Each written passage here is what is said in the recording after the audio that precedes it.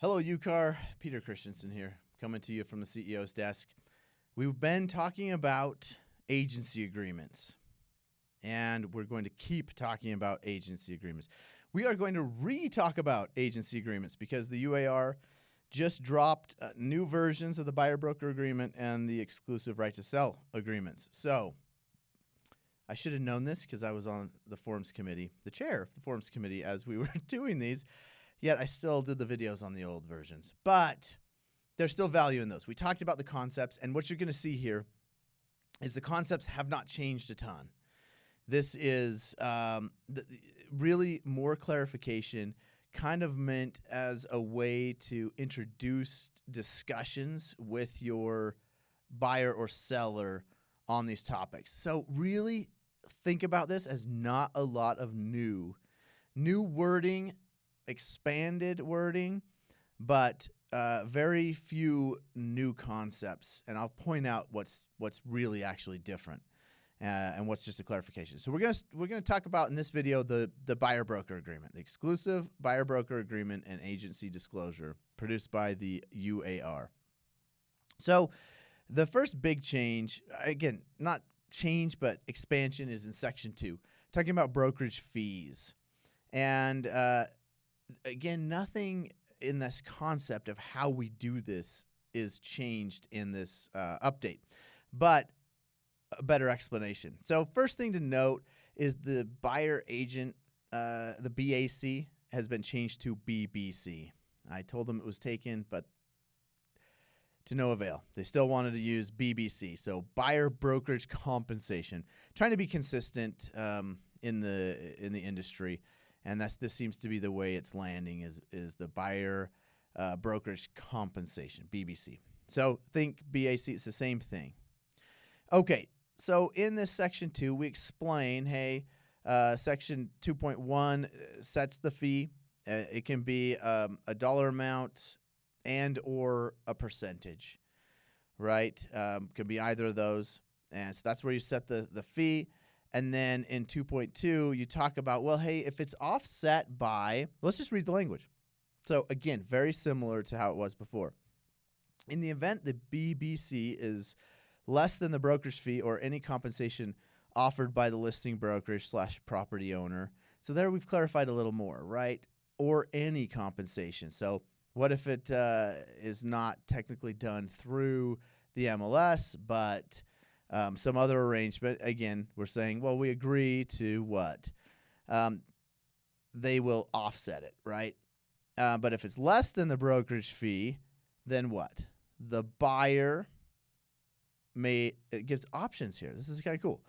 So it says the buyer may negotiate with the property owner / listing brokerage to satisfy the buyer's remaining obligation to pay the brokerage fee. Because we know how it works, right? In the buyer broker agreement, we say this is how much the buyer's brokerage is asking to be paid in this arrangement. But we'll offset it by anything we get from a seller, property owner, or listing brokerage, usually through that offered compensation through the MLS, but could be another arrangement. And that's how we've laid it out. So what happens if it's not? Well, we explain here. The buyer may negotiate with the property owner or the listing brokerage, or to satisfy the remaining portion, or the buyer will pay any remaining difference. So it's just saying, this is buyer help. Let's talk about this before we get there. This is how this agreement works. This is how we expect to be paid as a buyer's brokerage. And it's just transparent. It's clear. So good to have this out of the way in the beginning. So now as we deal with different offers, with differing compensation structures, differing seller / brokerage type relationships, we can be prepared to have this discussion as we approach individual property situations, individual proposed deals. So it explains it right off the bat. And then section 2.3 puts in some pretty clear language saying brokerage fees are not set by any board or association of realtors or MLS or any manner other than between the company and the buyer. So love that. It's just right there in front of the buyer, open to discussion, that this is between brokerage and the buyer. We negotiate what that fee will be. And so there's no set way we have to do it. Brokerage can negotiate what they want to work for, and buyer can set those expectations. And again, have the whole transaction, the whole deal clear and right in front of them. Okay, so that's the big one with the compensation. This is an actual change in Section 7. That is the dispute resolution section. We've had this concept of shall or may, right? I think I've done videos on shall and may. But here we have, now it's just defaulted to may. So this is mediation, right? If there's a dispute, the parties may submit it to mediation instead of having the option to say shall. So it's optional now by default. And then Section 8, there's a big addition as well. It doesn't necessarily affect the transaction, but it affects the buyer's rights. So it says that the buyer agrees to forfeit rights to participate in a class action lawsuit. So what does that mean? It doesn't mean the buyer forfeits their right to sue based off of this agreement if something goes wrong. It says they won't join a class action suit or create a class action suit based off of this. So kind of put in place for the protection of the parties, the brokerages, to say they're agreeing not to be part of a class action suit based off of this agreement. And then Section 14 has a little bit of a change.